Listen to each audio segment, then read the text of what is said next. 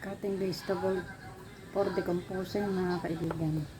Ganito ang ginagawa ko pag ako'y nagbabalat ng mga gulay. Lahat ng maidecompose ay dinidecompose ko po. Pwede po naman itong i-blender, kaya lang ginagawa ko na kulang. Hinihiwa ko po siya. Kasi maya naman matutunaw binabaong ko po yan sa lupa. Ayan, nagagawa ko ng decompose. Sayang din, pampataba din sa lupa to. Instead itapon mo, ay magiging mapataba. Sa bagay mataba po yung lupa dito sa amin. Kaya ang mga gulay, yung mga balat, marami po ako, kahit mga prutas ay idinidecompose ko po. Ayan, conserve energy, ika nga ika.